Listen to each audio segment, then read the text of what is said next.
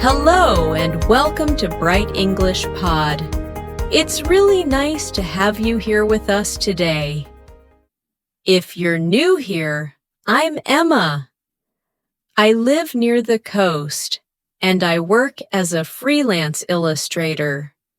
An illustrator is someone who draws pictures for books, websites, and stories. Hi everyone, welcome. I'm Jack. I'm an English tutor and I love evening walks. If you've listened before, it's great to have you back. And if you're new, we're really happy you're here. Today's topic is simple but very important. How to ask questions with do and does in English. Yes. And this topic matters because we ask questions every day. We ask about people, food, plans, work, hobbies, everything. So if you can ask questions clearly, conversations become much easier. Exactly. And do and does are small words, but they help you make many questions in daily English. I think learners often feel stuck with these two. They know the words, but they're not sure when to use each one. Right. They ask, do I say do? Do I say does? So let's make it really clear today. Okay. First, what are do and does in questions? They are helping verbs. A helping verb is a small verb that helps the main verb. We use do and does in the present simple tense. Present simple means daily life, habits, routines, or things that are true now. Like, I work, he lives, they play. Yes. When we want to make a question in present simple, we often put do or does in front. Like, do you like tea? Or does she like tea? Exactly. So the big rule is about the subject. Subject means who is doing something. I, you, we, they, he, she, it. Yes. Here's the simple rule. We use do with I, you, we, they. And we use does with he, she, it. Okay, let's say it again slowly because it's the key. Do for I, you, we, they. Does for he, she, it. Perfect. If you remember that, you're already winning. Winning meaning doing well. Yes. Let's give some easy examples with do. Go ahead. Sure. Do you live near here? Do they work on weekends? Do we need to go now? Do I sound okay? Nice. Those subjects are you, they, we, I. So, do. Right. Now does. Does he live near here? Does she work on weekends? Does it need batteries? Batteries are the little power things you put in a remote control. Exactly. And it is for things like a phone, a bag, or an animal sometimes. If it's he, she, or it, we use does. Okay. Now here's something learners often forget. After do or does, the main verb is always the base form. Yes, super important. Base form means the simple form of the verb. Like work, not works. Like, not likes. So we say, does she like coffee? Not, does she likes coffee? Exactly. Because does already carries the S sound. So the main verb stays simple. I like picturing it like this. Does is holding the S, so the main verb doesn't need it. That's a great memory trick. And the same with do. We say, do they play football? Not, do they plays football? Right. Always base form after do, does in questions. Let's show a pair of sentences for listeners. A statement and then a question. Okay. Statement. She likes tea. Question. Does she like tea? Statement. They like tea. Question. Do they like tea? Perfect. So the structure is easy. It's usually do or does plus subject plus base verb plus the rest. For example, do you watch movies? Do plus you plus watch plus movies. And does he watch movies? Does plus he plus watch plus movies. Yes. Let's move to real daily English. What questions do people ask when they first meet? I think one common one is, do you work or study? It means, do you have a job or are you a student? Yes. Another is, do you live in this city? Very normal. And if you're talking about someone else, you may ask, does your brother live with you? Or, does your sister like cooking? Cooking means making food. Yep. Okay. Now what about short answers? Because people also need to answer politely. Great point. With do questions, short answers are, yes, I do, or no, I don't. Don't is do not. D-O-N-T. Right. With does questions, short answers are, yes, he does, or no, he doesn't. Yes, she does, or no, she doesn't. Doesn't is does not. D-O-E-S-N-T.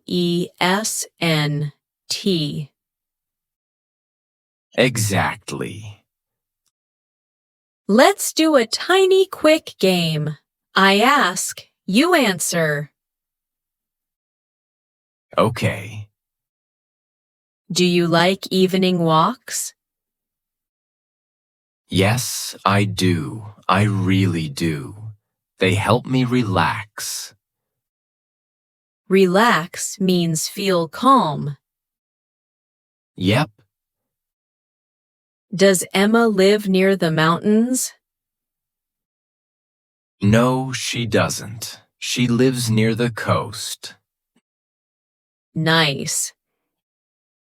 And you can keep answers short or add more. Both are okay. Now let's talk about common mistakes. The first big one is using do for he, she, it. Yes. Like, do she like coffee? That's wrong. We must say, does she like coffee? So think, if it's one person, like he or she, use does. Exactly. One person in third person. Third person means he, she, it. Good. Another mistake is keeping S on the main verb after does. Like, does he likes football? But correct is, does he like football? Because does already has the S. Right. Another situation is names. Names work like he or she. Yes. Like, does Ali play cricket? Ali is one person, so does. Or, does Sarah live here? Sarah is one person, so does. Exactly. Okay, now we should also talk about WH questions. The ones that start with what, where, when, why, who, how. Yes, do does also appear there. For example, where do you live? What do they do on Sundays? Why does he study English? So the pattern is WH word plus do, does plus subject plus base verb. Exactly. Where do you work? How does she get to school? Get to is a phrasal verb. Get to school means reach school or go to school. Right. Let's give a mini example. If you want to ask about a routine, you might say, when do you wake up? Wake up means stop sleeping. Nice. And for a third person, when does your friend wake up? Perfect. Maybe I can share a small teaching story here. Go for it. I had a student who always said, "Where does you live?" He mixed do and does. I told him, "Let's check the subject. Is it you or he?" He said you. I said, "Then it's do. Where do you live?" After a few days, he fixed it. He just needed to watch the subject. That's a great reminder. Stop. Check the subject. Exactly. I have a small one too. I was chatting with someone at a cafe near the beach. I wanted to ask about their job. My brain almost said, "Does you work here?" But I paused and thought, wait, subject is you, so do. Then I said, "Do you work here?" It felt good to catch it. Nice. That pause helps. A tiny pause can save a mistake. yes. Now, a question listeners sometimes ask is, what if the main verb is be, like am, is, are? Do we use do, does? Good question. No, we don't. If the verb is am /are, we don't add do, does. We say, are you tired? Not, do you are tired? Right. And is she ready? Not, does she is ready. So do, does are for action verbs, like eat, work, play, like, live, want. Exactly. Okay, what about negatives, like don't and doesn't in questions? Negative questions are a bit more advanced, but let's touch them lightly. We can say, don't you like coffee? Or doesn't he know? It often means you expect yes. Expect means you think something is true. Yes. But for now, learners can focus on normal questions first. Agreed. Another helpful tip is to practice in your head like a game. You think of a subject and match do or does quickly. Yeah, like he does. They do. I do. She does. Exactly. It becomes automatic. Automatic means it happens without thinking too hard. Yes. Let's do a short everyday list of questions people might really use. Sure. At a shop. Do you have this in a bigger size? With friends. Do you want to eat out tonight? Eat out means eat at a restaurant. At work. Do we need to finish this today? Talking about someone else. Does your boss work on Fridays? Talking about a thing. Does this phone charge fast? Charge means put power in a phone. Nice. And all verbs after do, does are base form. Right. Also, sometimes learners want to be polite in questions. You can add please or excuse me. Like, excuse me, do you know where the bank is? It's polite and natural.